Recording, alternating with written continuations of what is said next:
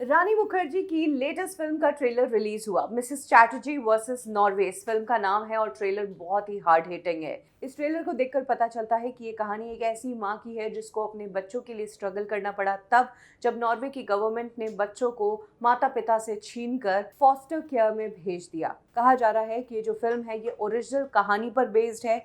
एक कपल जो Indian couple था जो नॉर्वे में बेस्ड था, उनके साथ असल में नॉर्वे गवर्नमेंट ने ऐसा किया था। उनके दूध पीते बच्चों को उनसे छीन लिया गया था सिर्फ इसलिए क्योंकि वो अपने बच्चों को दही खिला रहे थे, अपने बच्चों को अपने साथ सुला रहे थे और अपने बच्चों को ज़बरदस्ती फीड कर रहे थे। तो क्या है उस ओरिजिनल कपल की कहानी, यही हम जानेंगे आज के इस वीडियो में। ये कहानी है अनुरूप और सागरिका भट्टाचार्य की, जिनकी शादी होती है और 2007 में ये कपल नॉर्वे में सेटल हो जाता है। इसके बाद सागरिका प्रेग्नेंट हो जाती है और वो बच्चे को जन्म देने के लिए इंडिया आती है। इंडिया आकर वो बेटे को जन्म देती है जिसका नाम रखा जाता है अविज्ञान, और उसके बाद 2010 में एक बेटी को जन्म देती है जिसका नाम रखा जाता है ऐश्वर्या। अविज्ञान ऑटिस्टिक पैदा होता है और फिर उसे नॉर्वे के ही एक किंडरगार्टन में पढ़ाना शुरू किया जाता है। नॉर्वे में रूल है कि चाइल्ड वेलफेयर अथॉरिटीज बच्चों पर ध्यान रखती है, नजर रखती है कि पेरेंट्स अपने बच्चों के साथ कैसा बर्ताव कर रहे हैं। और सागरिका और उनके पति पर भी चाइल्ड वेलफेयर की नज़र थी। 2011 में चाइल्ड वेलफेयर वाले अचानक से उनके घर आए और बच्चों को घुमाने के बहाने अपने पास ले गए और आगे उन्हें फोस्टर केयर में भेज दिया। इल्ज़ाम लगाया गया कि सागरिका अपने बच्चों को फोर्स फीड करती है, हाथों से खाना खिलाती है, ज़बरदस्ती उन्हें खाना खिलाती है और तो और माता पिता बच्चों को सेम बेड पर सुलाते हैं। हमारी इंडियन हाउस होल्ड सोसाइटी में ये सारी चीज़ें बहुत ही कॉमन है, लेकिन नॉर्वे के लिए ये चीज़ें गलत थी।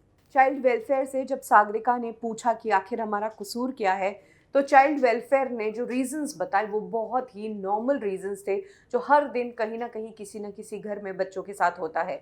उन चार्जेस में था कि सागरिका ने अपने बच्चे को एक बार थप्पड़ मारा, सागरिका अपने बच्चों को प्रॉपर कपड़े नहीं पहनाती और ढंग के टॉयज भी नहीं देती है खेलने के लिए। नॉर्वे में चाइल्ड वेलफेयर बहुत ही स्ट्रॉन्ग अथॉरिटी है और बच्चों को पेरेंट्स किस तरह से ट्रीट कर रहे हैं उसको लेकर बहुत ही बारीकी से जांच करती है और इसके रूल्स और रेगुलेशंस बहुत ही स्ट्रिक्ट है।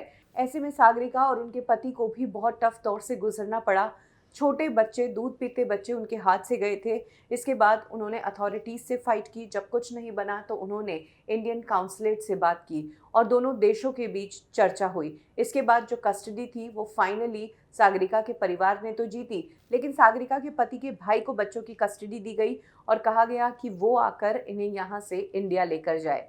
सागरिका का स्ट्रगल यहीं ख़त्म नहीं हुआ था। बच्चे तो मिल गए थे, लेकिन अब फैमिली लाइफ बहुत ही ट्रबल से गुजर रही थी। सागरिका और उनके पति के बीच प्रॉब्लम्स होने लगी, जिसके बाद वो दोनों एक दूसरे से सेपरेट हो गए। इसके बाद सागरिका को एक बार फिर से अपने पति से अपने बच्चों की कस्टडी के लिए फाइट करना पड़ा। इधर पति और इन लॉज ने सागरिका को मेंटली अनस्टेबल घोषित कर दिया था और कोर्ट में ये प्रूव करने की कोशिश की क्योंकि इसकी दिमागी हालत खराब है, इसीलिए इसके साथ बच्चों को रखना ठीक नहीं। फाइनली 2013 में सागरिका की पूरी तरह जीत हुई। कोर्ट ने सागरिका को बच्चे की कस्टडी दी। अब सागरिका इंडिया में ही अपने बच्चों के साथ रहती है।